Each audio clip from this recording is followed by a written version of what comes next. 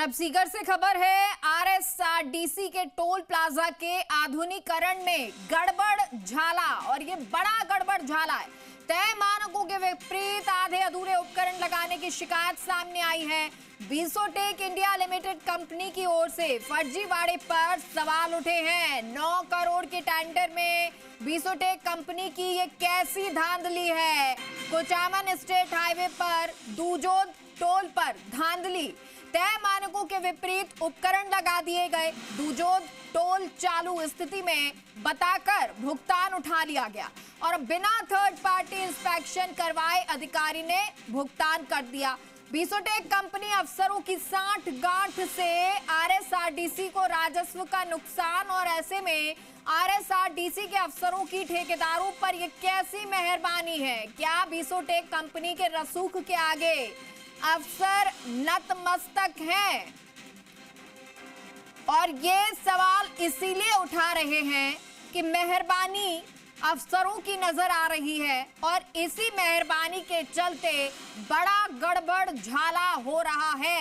RSRTC के toll plaza के आधुनिकीकरण में ये बड़ा झोल नजर आया है। तय मानकों के विपरीत आधे अधूरे उपकरण लगाने की शिकायत सामने आई है। बीसोटेक इंडिया लिमिटेड कंपनी की ओर से फर्जीवाड़े पर अब सवाल उठे हैं। 9 करोड़ के टेंडर में बीसोटेक कंपनी की धांधली, और ये कैसी धांधली है। कुचामन स्टेट हाईवे पर दूजोद टोल पर धांधली की गई। तय मानकों के विपरीत उपकरण लगा दिए गए। लोकेशन है दूजोद टोल प्लाजा। यहाँ के हालात बहुत खराब है, गर्मी बहुत तेज पड़ रही है, एसी खराब है। ठीक करने के लिए कंप्लेंट डाल दिया। आरएसआरटीसी को कभी आते नहीं है। आरएसआरटीसी वाले संभाल के उनको ठीक करना चाहिए। लड़के हैं, धूप में कैसे बैठेंगे। गर्मी इतनी तेज़ हो गई है, 45 डिग्री टेम्परेचर में काम करना मुश्किल है। 3 बूथ हैं, तीनों में चार बूथ हैं। वैसे एक तो बीच वाला, इसमें प्रॉपर एसी होना चाहिए, दोनों में अलग अलग एसी होना चाहिए। साइड वाले में एक भी 2 में है नहीं, एक में वो चल नहीं रहा है। हमारे सहयोगी इस खबर पर जुड़ गए हैं। विक्रम, ये पूरा क्या मामला है? और बताया जा रहा है कि एसी नहीं लगाए गए हैं, धूप है। अब अगर लड़के वहां पे बैठते हैं तो कैसे बैठेंगे? पूरा मामला विस्तार से बताएं।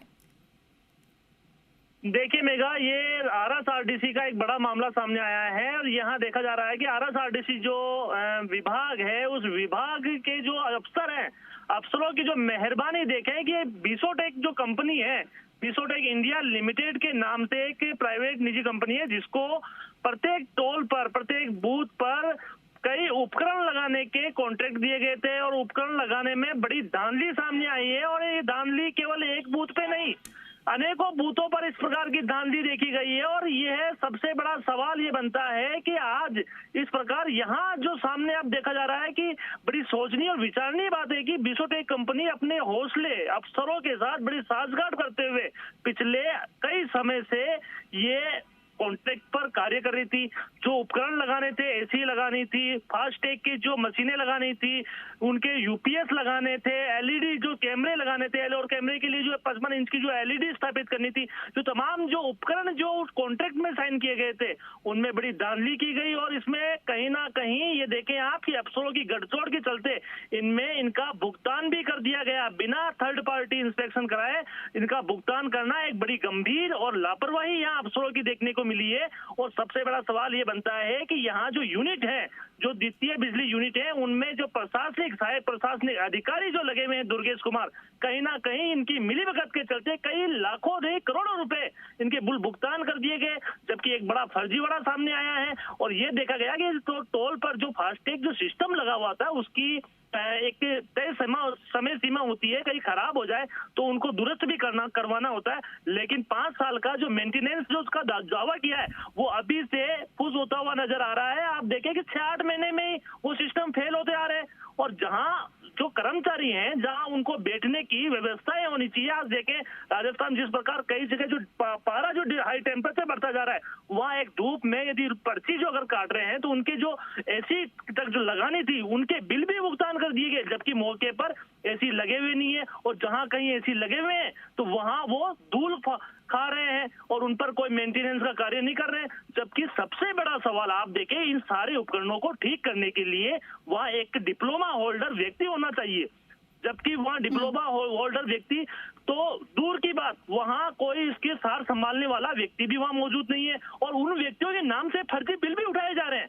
सबसे बड़ा सवाल ये बनता है कि आखिर इस बिसोटेक कंपनी पर आखिर RSRDC के जो महाप्रबंधक है, प्रोजेक्ट डायरेक्टर हैं, क्यों मेहरबान है, क्यों उन पर कार्रवाई नहीं कर पा रहे? ऐसा बिसोटेक कंपनी के क्या ऐसे रसूखात के चलते क्या कार्रवाई नहीं हो पा रही? ऐसे तमाम जो सवाल हैं वहां के जो कर्मचारी हैं वो उठा रहे हैं। फिलहाल अभी उनकी कोई कार्रवाई नहीं हो पा रही है। जी जी विक्रम, लेकिन ये जो कर्मचारी हैं ये सवाल उठा रहे हैं, वहीं कंपनी और अधिकारियों की साठगांठ नजर आ रही है, और वो इसलिए नजर आ रही है कि भुगतान भी उठा लिया गया कंपनी के द्वारा, थर्ड पार्टी जो है इंस्पेक्शन किसी तरह से नहीं किया गया। क्या ये शिकायत ऊपर तक गई है और कर्मचारी क्या विरोध प्रदर्शन कुछ करने वाले हैं? देखिए, इस पूरे मामले की जो शिकायत है वो शिकायत प्रोजेक्ट डायरेक्टर के पास भी पहुंची है, उप महाप्रबंधक के पास भी पहुंची है, और उप महाप्रबंधक ने इस RSRDC विभाग के जो उच्च अधिकारी ने एक्शन भी लेने के लिए चिट्ठियां जारी की है, लेकिन कार्रवाई करने धरातल पर कार्रवाई करने के बजाय चिट्ठी टू चिट्ठी देने का खेल चल रहा है। और ये खेल आज से नहीं, कई लंबे समय से, कई महीनों से चल रहा है, लेकिन इस पर फिलहाल कोई एक्शन नहीं लिया जा रहा। और जबकि सबसे बड़ा सवाल ये कर्मचारियों का ये बन रहा है कि आखिर इस बिसोटेक कंपनी जिसको करोड़ों रुपए का जो टेंडर दिया गया वो किस लिए दिया गया, क्यों दिया गया? क्या केवल जिसी प्रकार जो अभी जो खराब उपकरण जो लगे हुए हैं, क्या उन्हीं को चलाने के लिए वापस टेंडर दिया गया था? और जो आम उपभोक्ता जब टोल से गुजरते हैं उनको भी काफी लेट लतीफ का वो नुकसान होता है, और वो भी कई बार शिकायतें की, लेकिन कई शिकायतों पर कोई कार्रवाई नहीं हो पा रही, शिकायतें केवल धूल खाती हुई नजर आ रही है। ठीक है, बहुत बहुत शुक्रिया आपका विक्रम इस तमाम जानकारी के लिए।